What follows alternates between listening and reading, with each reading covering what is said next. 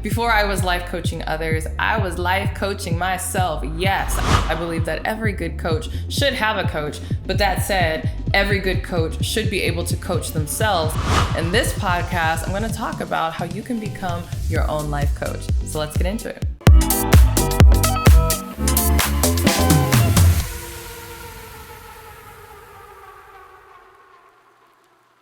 Hey, Courtney Sanders here. Welcome back to my podcast. If you are listening to this on iTunes and Spotify, you can always come on over to my YouTube channel if you want to watch my crazy facial expressions. And there might be a lot of them today because I'm talking about a subject that I'm obviously very passionate about because I've built my whole career around this, and that's life coaching, but not in a professional sense. I mean, in a personal sense, meaning how you can become your own life coach. And so I thought about this because I've been thinking about how fortunate, honestly, I feel that I got started in this industry, actually not in a business coaching context, but in a life coaching and personal development context. And so I've just felt very fortunate as my business continues to grow that is something that we can offer. As you know, I have a coaching certification where we help people get their coaching certifications. But I keep thinking about how being a life coach and being able to have that life coaching angle has really made me a better business coach, a better leader, all the things, right? But before I was life coaching others, I was life coaching myself. Yes, I feel like I was my own life coach way back in the day. I mean, as early as like 19 years old, 20 years old, in college, trying to figure things out. And there's a lot of things that I do intuitively in terms of how I coach myself that has really been beneficial for me. So this is not to say that I don't have coaches. I do have coaches. I have several coaches. I'm actively being coached even as we speak. So I believe that every good coach should have a coach. But that said, every good coach should be able to coach themselves in a pinch, or even not in a pinch, just in your day-to-day life, because you are the person that is always going to be with you, right? And so if you don't have your coach on speed dial, or you're just having a dark night of the soul and you really need to talk with yourself, you want to make sure that you have the tools in order to coach yourself. So in this podcast, I'm going to talk about how you can become your own life coach. So let's get into it. All right, the first step in becoming your own life coach is really about taking radical responsibility. In fact, radical responsibility is one of the first steps in my own coaching methodology, which I speak about in another YouTube video, which I will make sure I link in the show notes or here on the screen if you are watching on YouTube. But radical responsibility is like foundational, so important, because so many people want to grow and want to achieve things and do better, but they're still convinced that, it's somebody else's fault, or the reason that they're not getting the results in their life is because of some extenuating circumstance or some other person.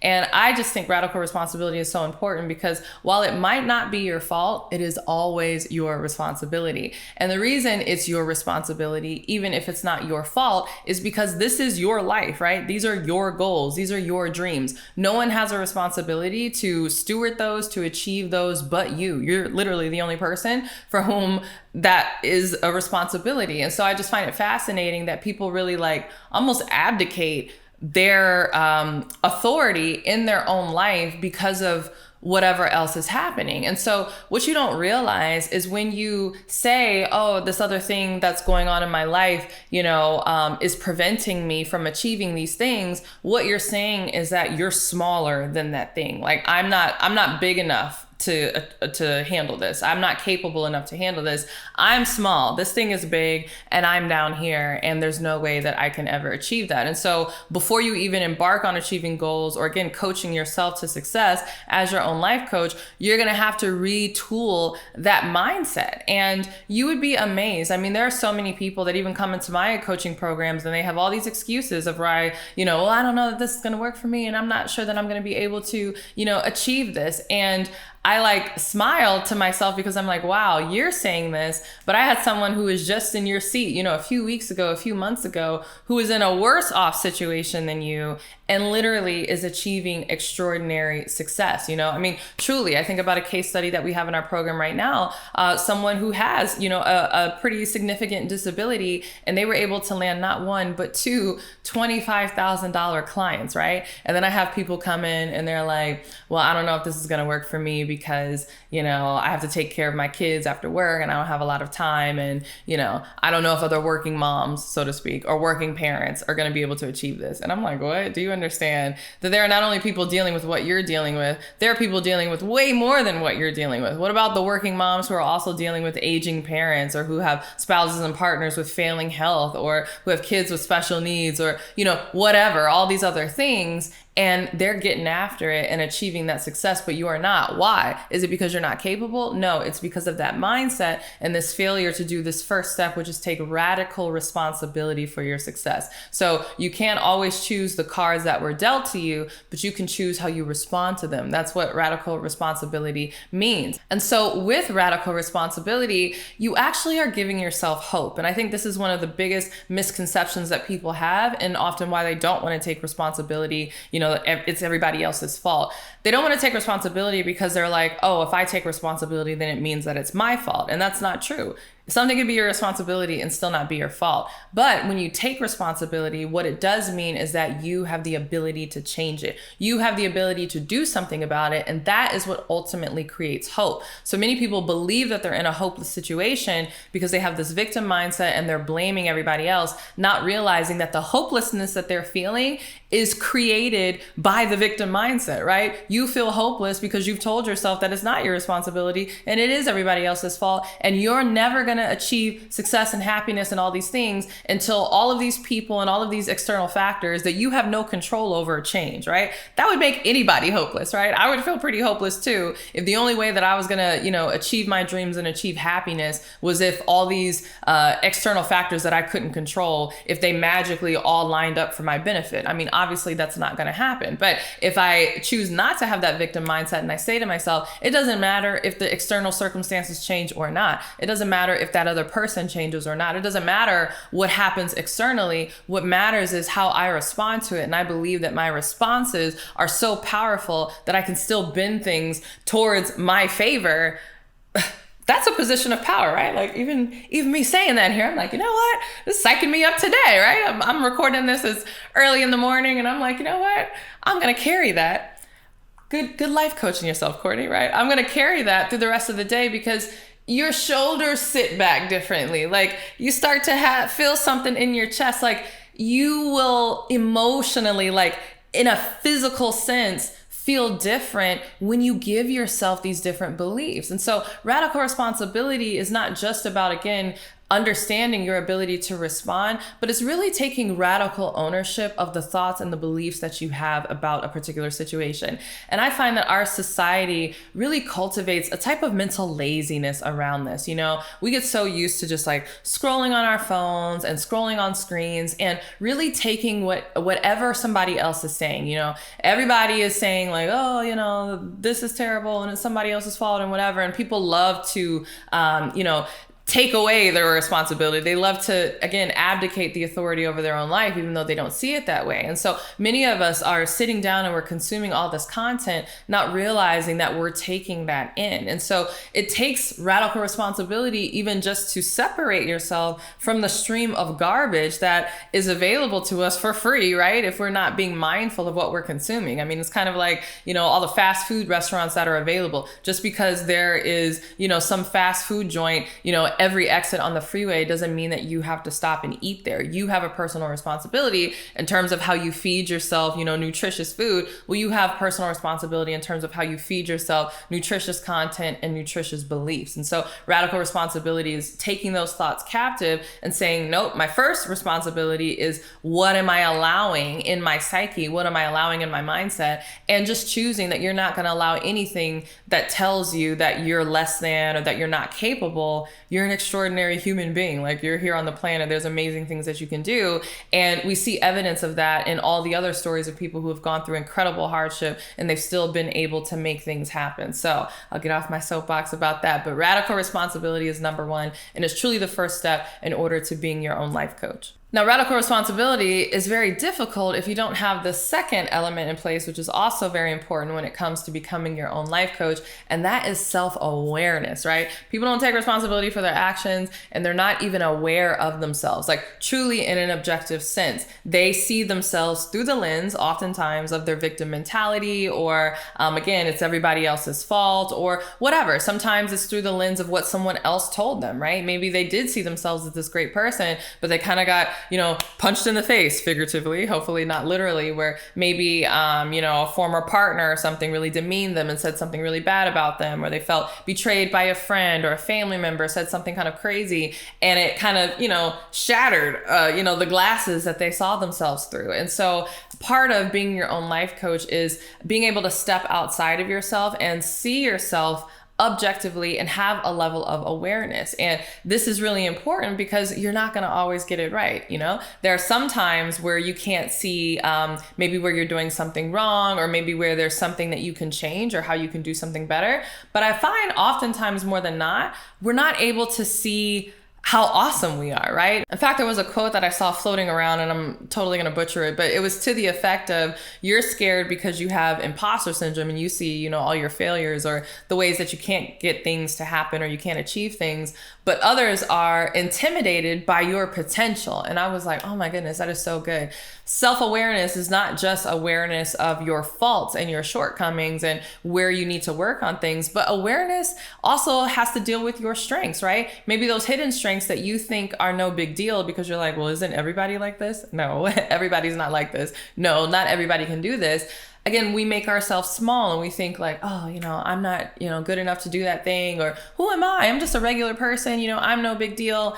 I'm just me, right? It's the I'm just me syndrome, not recognizing that other people recognize your greatness. And so it's important that you step and you walk in that greatness too, because other people see it, even if they're not saying it. And you can tell just by how they're responding to you. And so you want to make sure that you have this practice where you're not always in the midst of everything that you're dealing with, putting out fires, or your day-to-day life, or just the, mundaneness of, our average lives, right? Sometimes my days can be very mundane as well. And I tend to forget, who I am in that, right? I can just get so caught up on what's on my plate and what's in front of me that I forget to step outside of myself and be aware, right? And again, you want to be aware of both the good and the bad. You want to be aware of both your shortcomings and your faults, and your greatness at the same time. And so there are a few ways to gauge this, right? I think one of the best ways, obviously, is with people who know you and who actually love you, right? And so I think a lot of people make the mistake of gauging themselves based on people that they see on the internet,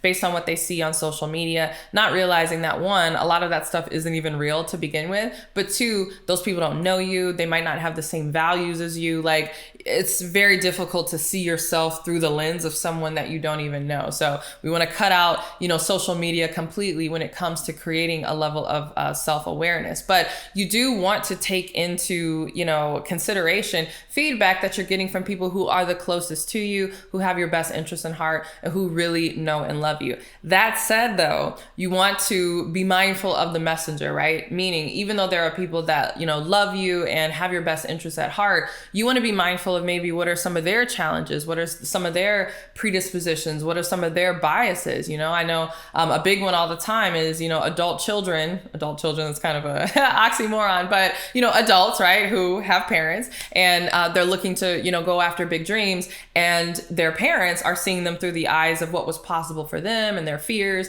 for their children. And they're saying like, no, I don't think that you should leave, that career to pursue this thing, right? I think about one of my best clients who was a pediatrician, right, and was the first doctor in her family, and left that career field in order to pursue coaching. And now she's way more successful at that than she was in medicine. But I'm sure her family probably had a heart attack because, again, they were seeing her through the lens of, oh, you're going to be the first in our family to do this, and, what they were able to achieve or not achieve, and them resting all of their dreams on her. And so that's why I say, this level of awareness, you do want to, be around the people who are close to you, who can tell you like, oh, I think you're getting the big head, or I think you were wrong in that situation or whatever, because you know they're going to tell you the truth and they have your best interests at heart. But at the same time, you want to be mindful of kind of what their limitations or what their perspective is going to be, because they might not, have the vision that you have. And so, some of it is taking some things with a grain of salt. So for that, what I find is very helpful is to get into communities with people who understand your situation.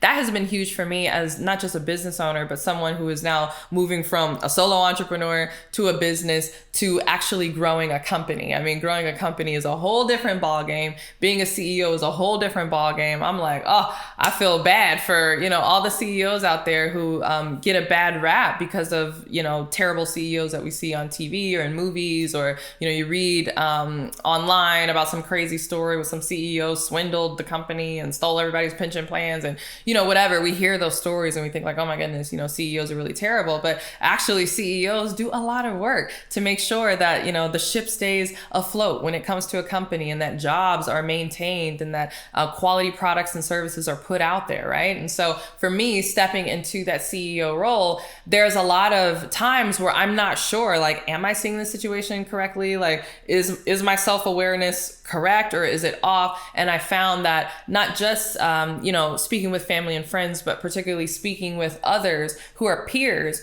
or even ahead of me and who are in my same situation and who are doing the same things that I'm doing, they can give me an accurate gauge because they've been in that. And so they're able to help me self-assess by kind of being a mirror, even if it's reflecting past experiences that they've had, if they're ahead of me, by saying like, oh yeah, I remember when I was in that spot. You think it's terrible. It's actually not terrible. It's actually a great sign, because what it means is you're positioning yourself for this next level, but you just don't realize it yet. So when you think about where you are and you're self-assessing yourself, make sure that you take these other things into consideration. So make sure you have people on both ends of the spectrum, right? Everybody who you are connecting with and kind of gauging when it comes to your self-assessment should know and should love you, but also you want to be mindful of where they are in their own life and if they really have accurate feedback to give you based on the things that you are trying to accomplish.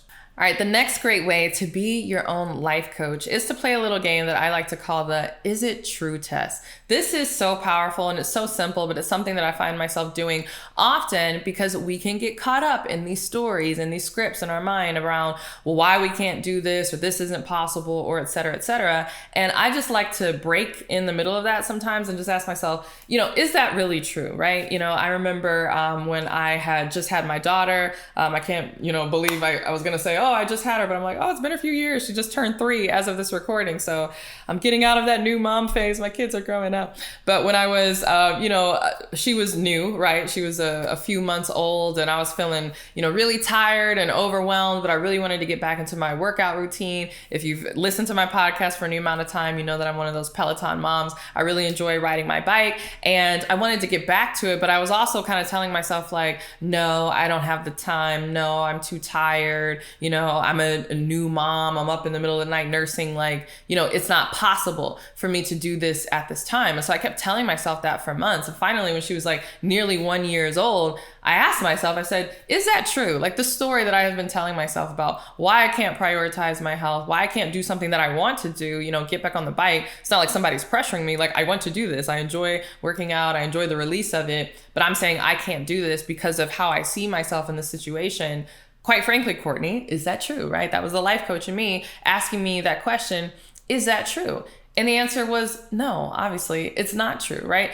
Is it true that you can't do any type of exercise that would make you feel better? No, it's not true, because on the Peloton bike, there are little 10-minute, exercises that I could do. Is it true that, I had no sleep and there was nothing that I could do? Like, no. Even if I'm getting up in the middle of the night, I could take naps and still get up maybe 10 or 20 minutes before my daughter was getting up at the time. And again, put in 10 or 15 minutes on the bike or do some floor exercises or whatever. There was always something I could do. In fact, what I started to do was put her in a carrier and walk around the neighborhood. That's something that I really enjoy and something that I did with my son as well. And that's a super easy way for me to get exercise. So those are some of the things that I started to do. And just by coming against that belief and asking myself, like, is this actually true? I found out that I was able to work out for a lot longer. Oftentimes I was on the bike for 30 minutes or 45 minutes. Funny how I say, oh, I don't even have any time. But when I find 10 minutes, then I'm able to find 30 and 45 minutes. And I was able to do it very consistently, 5 and 6 times a week. And so from that, I really learned, like, always ask yourself, is this story that you are telling yourself true? And that has come in handy for me, again, as I step into the CEO role. And there's a lot of, challenges with it because there's complexity and you're responsible for everything. I found myself telling myself, oh, I don't have time, right? Who has time? I'm running this whole business. My whole team needs me. Everybody's always asking me questions. Clients, there's always stuff that I'm dealing with. There's no time for this, or there's no time for that. And I started to ask myself, is that true?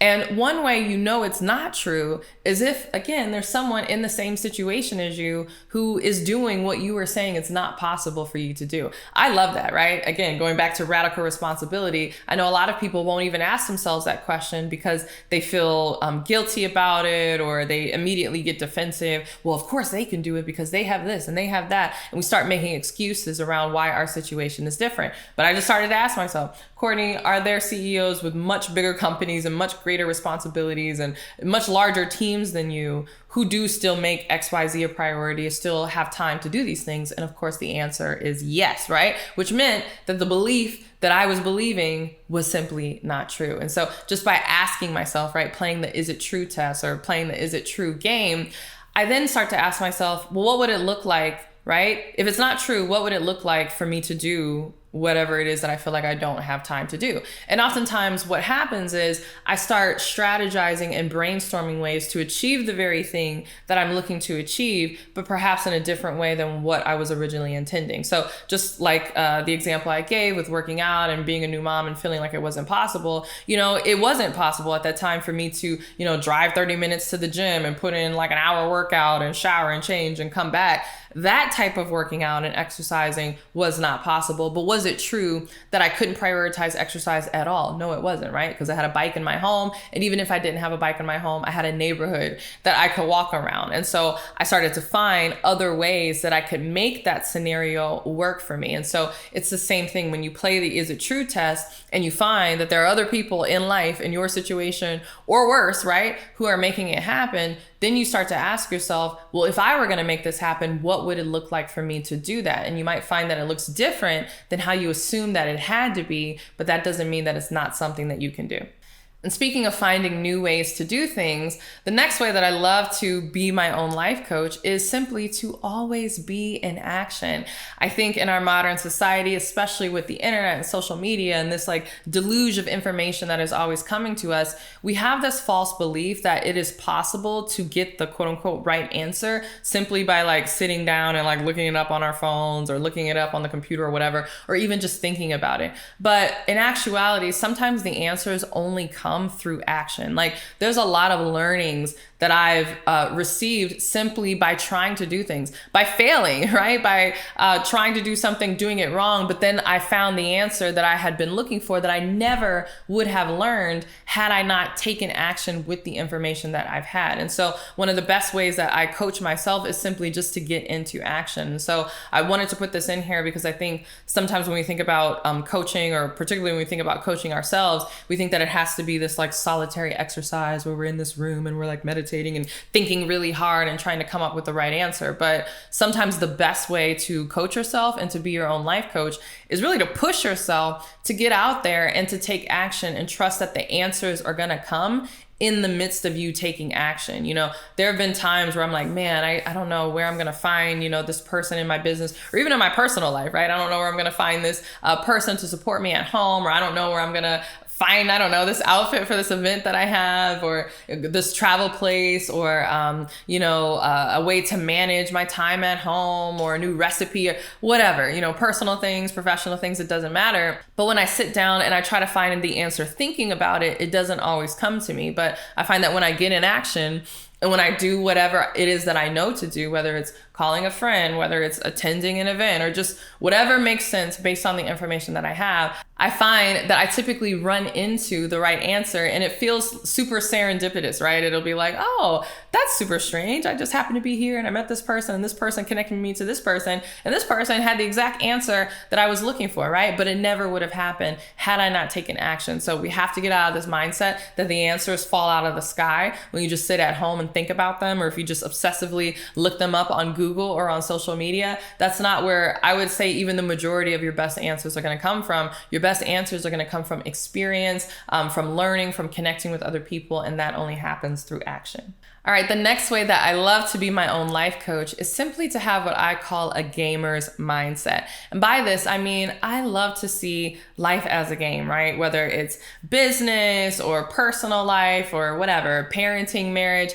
I love to see it as a game because I love to, one, instill fun in it. I think if we see things as, these like super serious endeavors that we're undertaking, and it's high stakes and it's high risk, and, if I don't do this the right way, my child is going to grow up and be a horrible person, or if I don't do this the right way, my marriage is going to fall apart, or if I don't do this the right way, my business is going to blow up in my face. When we have this mindset that everything is super high stakes, it really sucks the fun out of it. And it makes it difficult for us to get motivated to find the answers, to take radical responsibility, to have self-awareness, like all the things that are necessary in order to coach ourselves to success. It just makes it difficult to do that. However, if you have a gamer's attitude, meaning you see things as a game, not saying that it's not serious, but that you see that, one, there are levels to it, right? That, two, you can have fun within it. And three, that there's always something new to accomplish, right? There's always a next milestone to hit. I find that for me, it just makes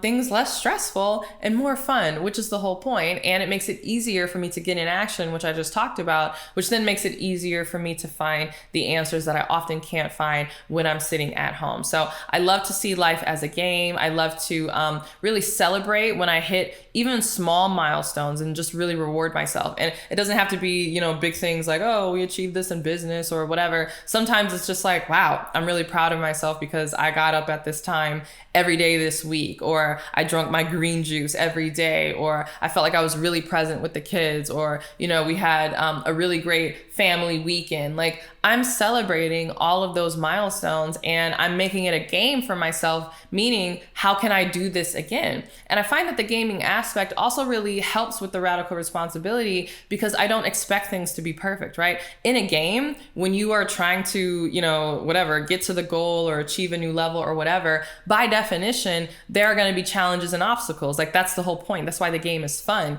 It's about how can you use your creativity to overcome those challenges and obstacles in order to achieve the goal. And at each level, the challenges and obstacles are going to be different. And so I find that if I look at life like a game and I go through it in that way, I'm not upset when the challenges and the obstacles come because I'm like, oh, this is the level that I'm on. Okay, this is the game that I'm playing. Ooh, this one is really challenging. This is an obstacle that I haven't, gone through or tackled before. And instead of seeing it as this like insurmountable thing, and I knew that I shouldn't have done this, and I'm just gonna give up right now because if I were supposed to be successful, this obstacle wouldn't be in my way. No, we're playing a game here. Like, of course this obstacle is in my way. I've just gotten to the new level, right? The new level has new obstacles and it's fun. It's an obstacle course, right? It's fun for me to figure out and to use my creativity and to tap my resources and to partner with other people to figure out, how am I going to overcome this? And the beautiful thing is, in this game playing mentality, you grow stronger, right? I think about, was it Mario back in the day? I feel like I'm dating myself. Nintendo, who, would he eat the mushrooms? No, I don't think he ate the mushrooms. Well, something, right? He would get the stars, or there was something that he would get and it would like power him up and he would get bigger, right? Well, I see it the same way when we see our lives like a game. When you finally are successful in overcoming those challenges and you pick up those stars or those golden coins along the way, right? The little golden tidbits or nuggets of experience and wisdom that you can only get going through those challenges, you power up and become bigger, and you become better and able to tackle the new obstacles that are going to be at the next level. So having that gamer's mindset really not only keeps me going, but it makes it fun, and it makes life in the process worth living, right? Because I think one of the biggest things about life coaching in general, whether you're coaching other people or you're coaching yourself, is really appreciation for the process. So often we're in such a hurry to get to the end result. And it's like, man, if I haven't made this amount of money, if I haven't quit my job yet, if my marriage hasn't turned into this yet, if my kids aren't doing that yet, if I'm not at this goal weight yet or whatever, if I haven't achieved this particular result, then I'm not allowing myself to be happy. But when you have this gamer's mindset, there's joy in the journey. There's joy in the process because you're playing a game, right? Is the game only fun when you win? Or is it fun when you're playing it? It's fun when you're playing it, right? I love playing tennis, even though I'm terrible at it. I'm learning. I want to start taking golf lessons, right? I'm sure I'm going to be terrible for a very long time as I learn to get better, but I'm not going to withhold happiness or withhold enjoyment of the game until I'm like winning. That defeats the whole purpose of the game. And so I like to see life in the same context. So hopefully these are some good tips that you will take to heart when it comes to being your own life coach. But if you not only want to be your own life coach, but you want to be a life coach or any type of coach, a leadership coach, a business coach, a wellness coach, any type of coach for other people, and you want to do that professionally, I invite you to check out my Coach of Life Success Certification and Marketing Program. This is something that I have spent a lot of time, a lot of money, huge investments in. I am so proud of it. We have such an amazing team of coaches and facilitators and my customer success director. And our students are getting incredible results. Many of them are landing their first clients before they've even finished the program, which is really extraordinary. And so we not only will help you get an accredited certification in 90 days, we will choose your niche for you. Yes, we interview you and come up with a profitable niche. We even come up with your coaching packages. We come up with the pricing. We let you know exactly what you should charge for it and how much you stand to earn. And then from there, after your certification, we help you market and build this brand new coaching business. And we even give you 12 months complimentary access to all the software that you will need. So I'm like, this is the coaching business in a box. Like, this is the best thing on the market. I know I'm biased, but I created it because this is what I wish were available for me when I was first getting started in coaching. So if you're looking to coach professionally, maybe you want to do a career pivot or you just have that entrepreneurial itch, you can click the link below to learn all about it, or the link in the description. If you are listening to this on iTunes and Spotify, you can learn about it, apply for a call with our enrollment team, and once accepted, we will take a call with you and walk you through the entire process. All right, thanks so much for listening or watching. If you're over on YouTube, whichever platform you're on, make sure that you subscribe to the opposite. So if you're watching this on YouTube, make sure you subscribe on iTunes and Spotify. And if you're listening on iTunes and Spotify, make sure you subscribe over on YouTube. And either way, make sure that you are following me on both LinkedIn and Instagram. I'm obviously Courtney L. Sanders on LinkedIn. Feel free to connect with me there and send me an in message. And then you can always follow me, Courtney L. Sanders on Instagram, and send me a DM there. But either way, I will see you in the next episode. Bye.